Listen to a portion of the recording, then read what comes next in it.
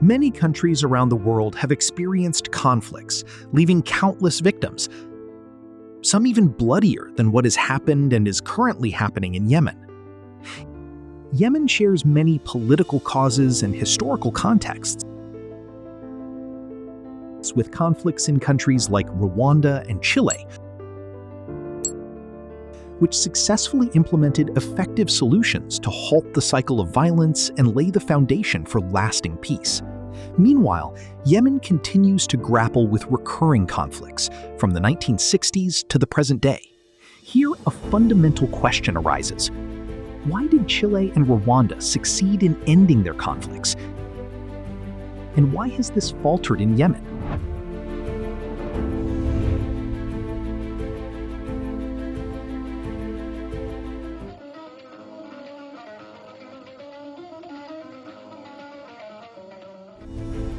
In 1962, North Yemen overthrew one of the world's most despotic regimes, the Yemeni, which had lasted for nearly a century. Yemen then moved into a new era of education, reconstruction, and global openness after years of isolation, during which Yemenis suffered from injustice, backwardness, ignorance, and disease. Similarly, on October 14, 1963, South Yemen ended a dark era of tyranny and injustice imposed by British colonialism.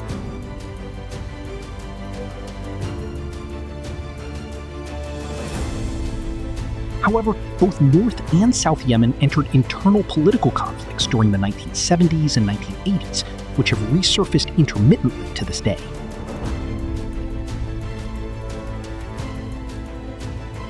During this same period, in the 1970s, Chile lived through a dark and oppressive dictatorship. Under General Augusto Pinochet, who led a bloody military coup. In September 1973 against Chilean President Salvador Allende.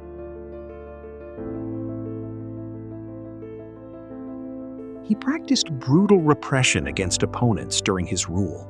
Grave violations marked his dark reign as he forcibly disappeared thousands, and the death toll reached nearly 3,000, according to reports.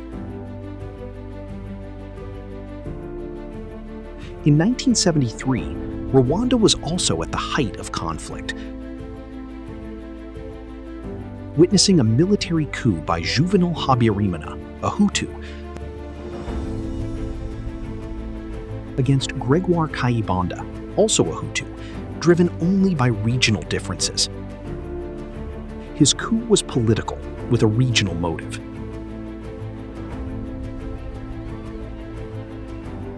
After Gregoire Kayibanda came to power in Rwanda in 1962, he ended more than 3 decades of Tutsi monopoly and control over the country. He initiated a retaliatory political phase dominated by the Hutu tribe, characterized by political exclusion, violence, and murder against the Tutsi.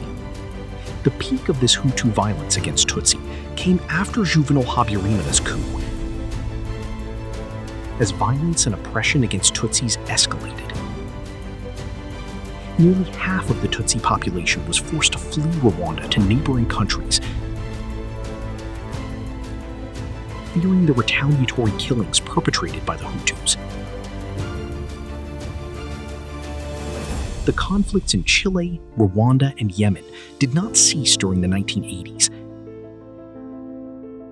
However, they ended in Chile and Rwanda in the early to mid-1990s, while continuing intermittently in Yemen until 2014.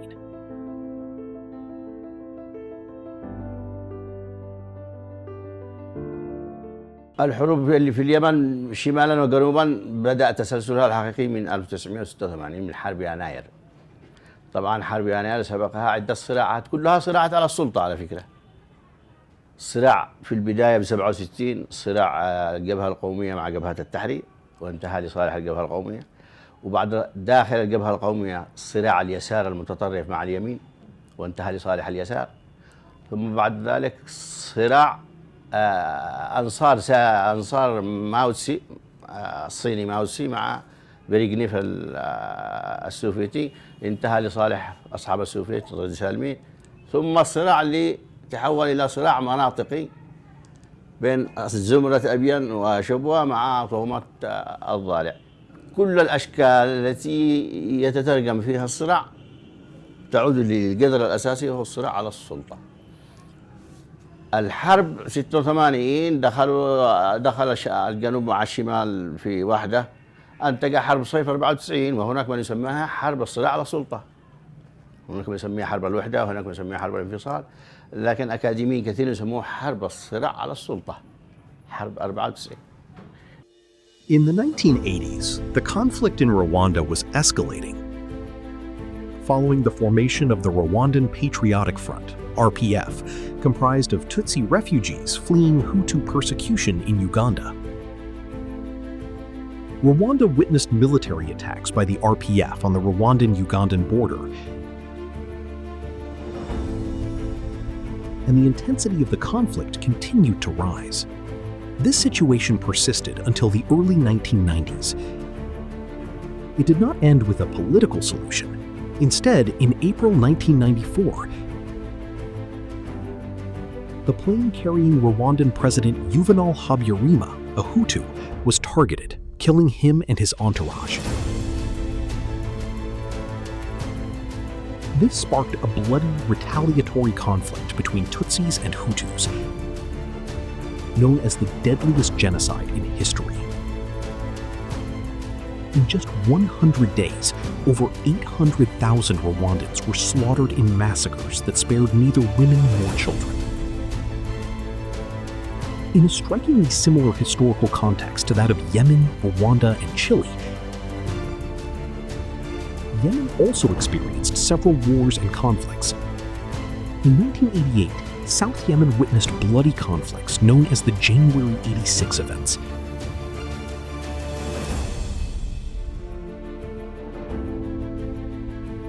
The clash between power-sharing partners at the time left hundreds dead, wounded, and displaced. The conflict was renewed in the early 1990s in what became known as the Summer War of 1994.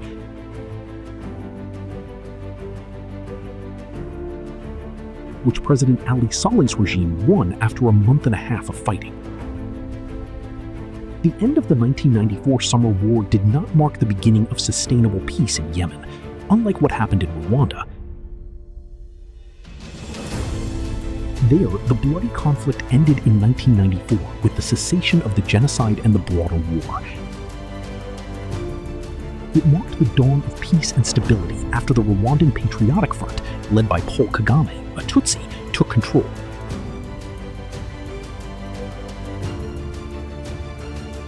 After a transitional period, he became president and worked to implement transitional justice, turning Rwanda into a successful model of overcoming conflict to achieve peace and reconstruction.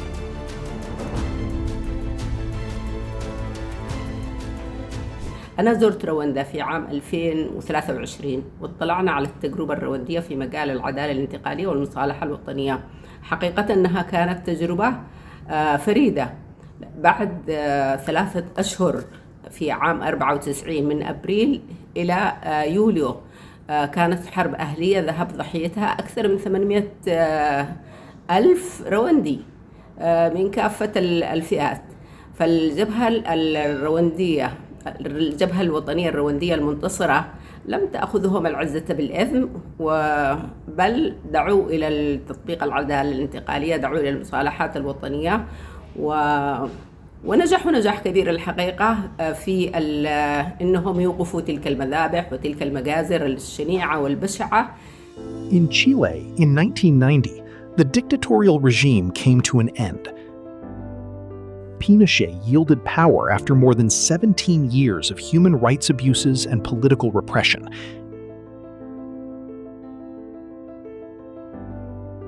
And the democratically elected Patricio Aylwin assumed the presidency. Chile gradually began to recover from the conflict and implement transitional justice.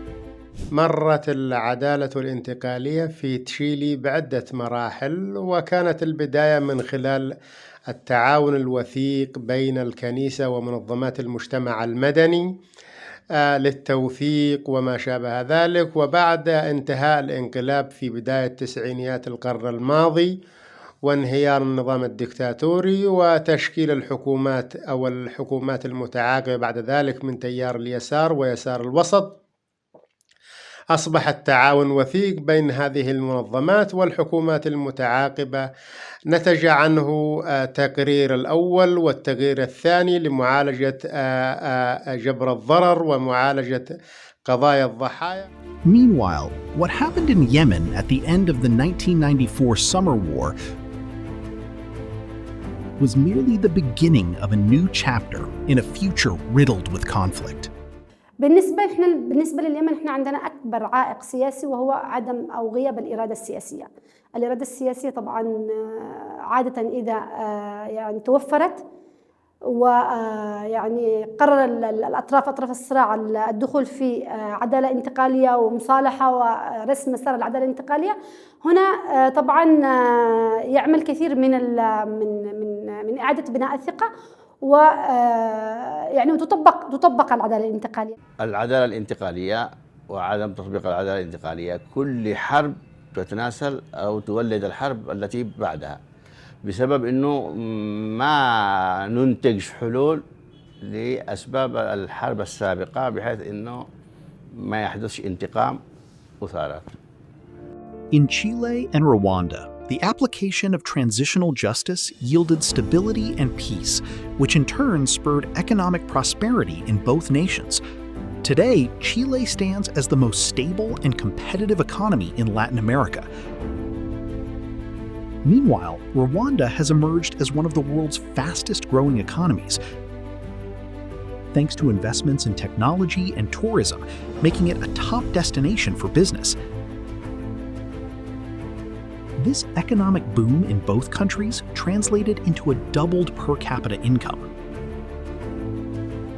كل عدالة انتقالية ولها قصور، يعني طبعا أبرز القصور الذي كان في العدالة الانتقالية والذي احنا لاحظناه عن قرب، يعني ومن خلال الزيارة التعليمية ومن خلال زيارتنا أيضا لكثير من الأماكن التي أسست فيها النصب التذكاري والقرية المصالحة في دولة رواندا. الملاحظ كان بأنه في رواندا حصل نوع من عدالة المنتصر، يعني بأنه العدالة الانتقالية كانت مركزة على الطرف المنتصر أكثر من الطرف الآخر، فركزوا كثير بالمحاسبة الجنائية على الجهة الأخرى والذي هم كانوا جماعة الهوتو. Reviewing the history of political conflicts in Yemen, Chile, and Rwanda reveals a common trigger for these outbreaks: seizing power through military, retaliatory means. The dominant party routinely adopted policies of exclusion and violently repressed its opponents.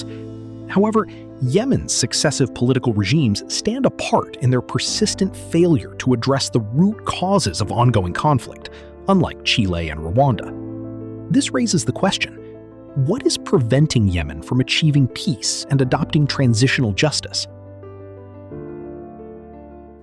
طبعا بالنسبة للعدالة الانتقالية في تشيلي ورواندا هي يعني لا يمكن أن تسقط على اليمن بشكل متكامل. يعني في نجاحات صحيح حققت في العدالة الانتقالية في رواندا وتشيلي، لكن عادة أن العدالة الانتقالية لكل بلد يعني وضعها وظروفها، وكل بلد له خصوصياته في الصراعات وفي التركيبة المجتمعية، وبالتالي دائما لا يمكن أن يتم استنساخ العدالة الانتقالية من أي بلد إلى بلد آخر بكل حذافيره.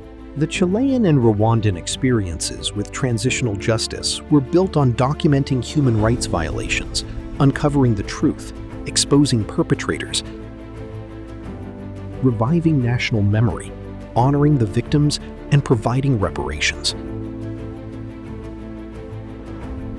There are clear parallels in the conflict histories of Yemen, Chile, and Rwanda. However, there are also distinct differences, as highlighted by 2 recently published studies. The first study examines the application of transitional justice in Chile and Rwanda and how Yemen might learn from them, particularly regarding foreign intervention. In Yemen, most political conflicts have been heavily influenced and manipulated by external regional powers and neighboring countries, which is a stark contrast to Rwanda and Chile.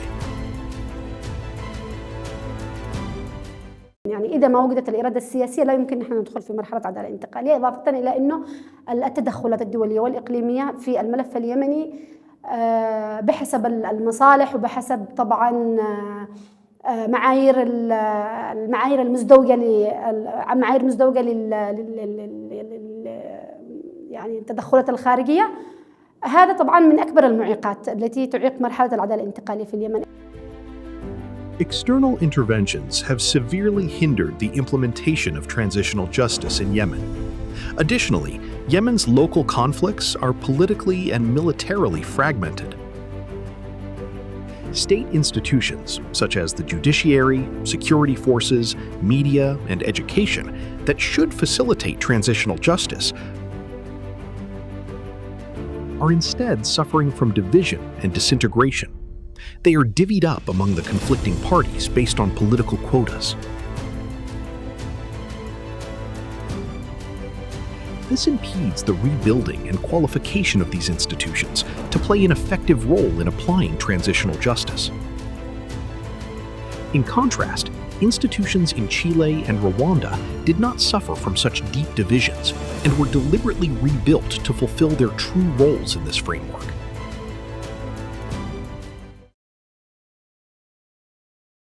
مرت العدالة الانتقالية في تشيلي بعدة مراحل، ولكن كان الأساس من خلال التوثيق لمنظمات المجتمع المدني، ولهذا ما تزال حتى هذه اللحظة العدالة في تشيلي هناك محاولات لكيفية معالجة جميع القضايا، ولكنها نجحت بشكل كبير وأصبحت مثالا يحتذى به في مجال العدالة الانتقالية على المستوى الدولي.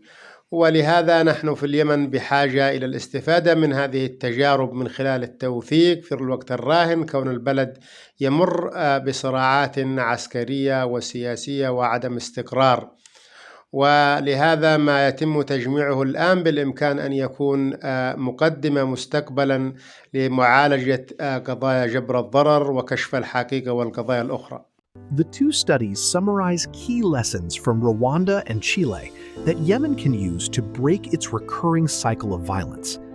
In Chile, civil society played a primary role in implementing transitional justice by documenting violations in organized, accurate databases.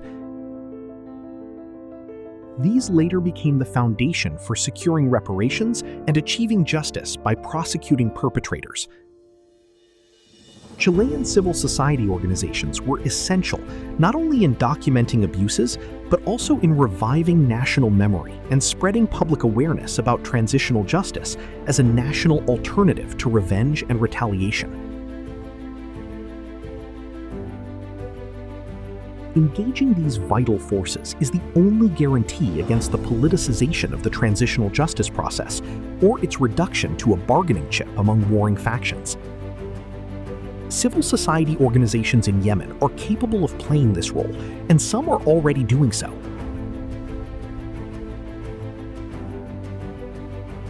According to the studies, Rwanda relied on Gacaca courts, traditional community tribunals, to try those responsible for atrocities. In Yemen, tribal customs represent a rich legacy of conflict resolution based on established rules and regulations. These can be systematically activated to facilitate transitional justice procedures, particularly regarding reparations.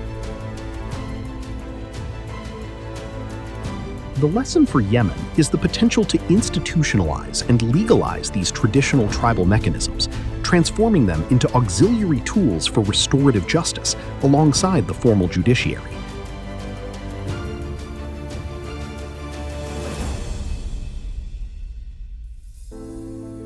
This also applies to victim compensation, making reparations an integral part of social reintegration. Furthermore, building and reforming state institutions, especially the judicial and administrative branches, is a crucial prerequisite for the success and sustainability of transitional justice. This dictates that Yemen must link any transitional justice process to actionable institutional reform.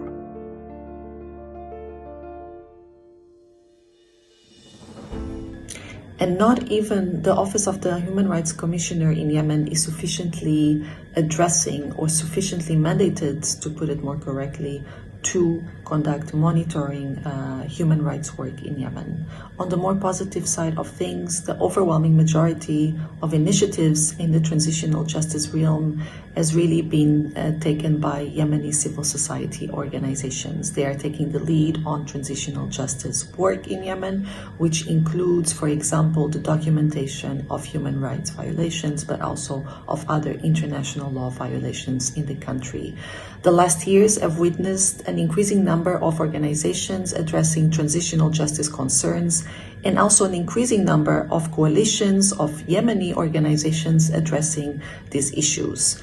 The majority of these organizations works directly with victims and also with survivors, and their work is very important because it's one of the very few mediums available in Yemen to elevate the voices of victims and survivors. What Chile achieved, a success story in ending conflict and establishing peace, and the miracle Rwanda performed by pulling itself out of a bloody quagmire of ethnic and political revenge killings to become a nation defined by coexistence, development, and reconstruction, is not beyond Yemen's reach. It is possible if the will exists, and if everyone listens to the language of reason and wisdom through the application of transitional justice. Silencing the guns without healing the victim's wounds and ensuring justice simply gives the conflict a new lease on life, threatening the future of Yemen and its children.